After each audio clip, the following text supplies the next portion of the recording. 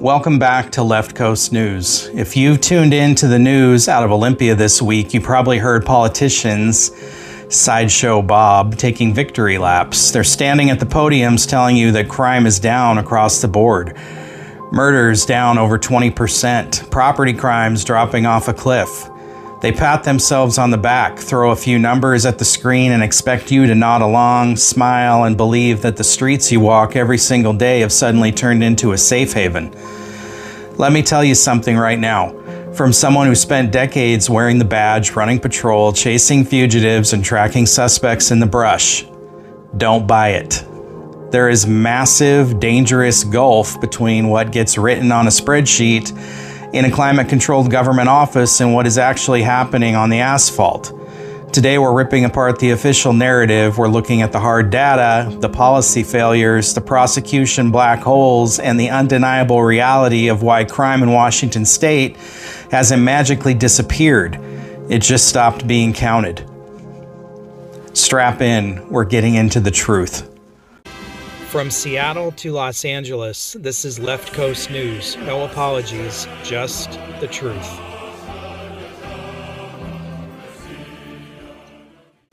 Let's look at the facts first, because around here we don't deal in the spin, we deal in reality. The state is celebrating a 20+% drop in homicides and property crime compared to last year.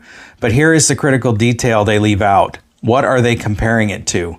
They are measuring against 2022, 2023, and 2024, the worst, most violent multi-year spike in modern Washington history. If you let crime skyrocket by 40% over 5 years and then it dips by 10 or 15% from that historic ceiling, you haven't solved the problem. You've just established a new dangerous normal. Compared to pre-2020 baselines, violent assaults and street-level crime are still elevated across our communities.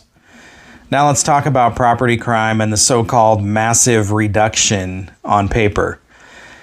Ask any small business owner, ask any homeowner who has had their vehicle prowled, their tools stolen out of their truck bed, or their storefront window smashed. Ask them, did you call 911? More often than not, the answer today is why bother? When citizens know our departments are running on skeletal crews, when they know that an officer is stacked 5 deep with priority 1 violent calls and won't be able to respond for hours, they stop calling. When retail stores are told that reporting shoplifting will just result in an online form that disappears into an administrative void, corporate tells them to write it off and stay quiet. When people stop calling, the dispatch log stays empty. When the dispatch log stays empty, the state's annual report looks clean.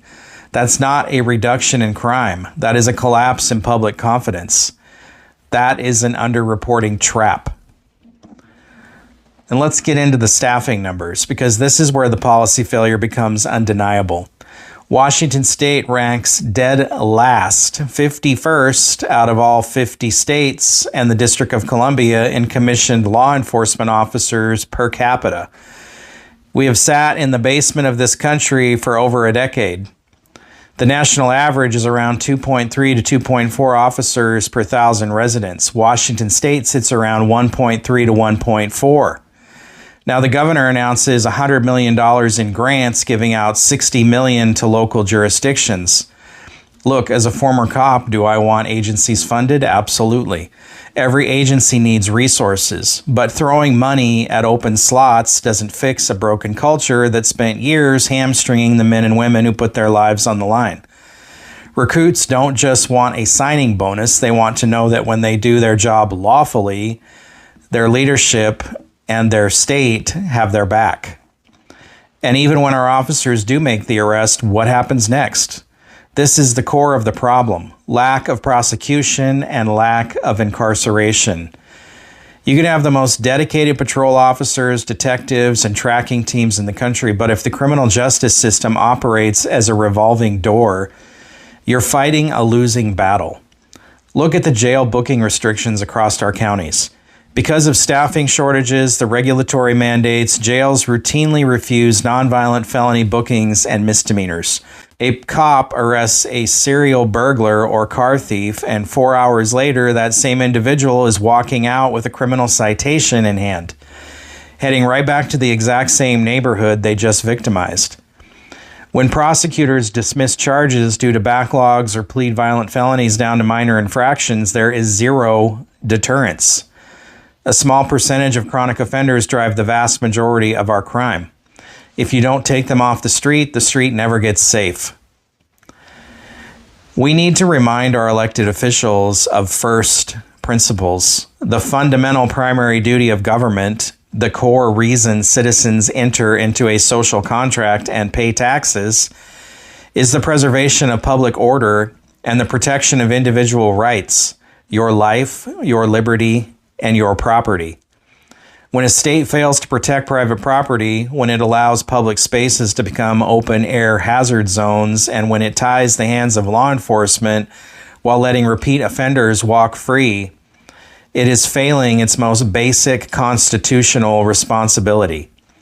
You cannot tax citizens at some of the highest rates in the nation, strip away accountability for lawbreakers, and then tell law-abiding families to celebrate a spreadsheet that claims things are better. True public safety isn't measured by how many police reports you prevented from being filed. True public safety is measured by whether an elderly woman can walk downtown at night without fear, whether a small business owner can lock their doors without worrying if their inventory will be gone by morning, and whether victims of crime receive genuine justice in a courtroom. Don't let the spin fool you. Support the men and women on the front lines who are working shorthanded every single shift, doing the impossible with bare minimum. But demand accountability from the prosecutors, the judges, and the politicians who control the levers of the system. Until we fix the revolving door, until we incarcerate chronic offenders, and until we restore real law and order, these glossy reports aren't worth the paper they're printed on. That's the ground truth for today. Let me know what you think. Do you see a reduction in crime happening in the state? Is that what you're seeing in your neighborhood, in your city? Or are things getting worse? What sort of experience do you have with the police and the criminal justice system? Do you feel like they're getting the job done? Do you feel like the state is hamstringing cops, making it harder for them to do their job? Are the courts helping the situation? Are these people being incarcerated when they should be? Let me know what you think. If you made it this far, you're exactly the kind of person we built this channel for. Left Coast News exists to cut through the noise and bring you straightforward analysis of the stories shaping Washington, the Pacific Northwest, and beyond. If you found this video valuable, please subscribe and follow us wherever you get your content, including YouTube, Rumble, Brighteon, BitChute, Spotify, Apple Podcasts, X, Facebook, Instagram, and TikTok. If you'd like to help support independent journalism, you can also join us on Patreon. Patreon is free for now. You'll find the link in the description below. And if you think this story matters, share it with your friends and family. That's one of the biggest ways you can help this channel grow. Now I want to hear from you. What do you think? Do you agree with this analysis, or do you see it differently? Let me know in the comments below. Thank you for watching Left Coast News.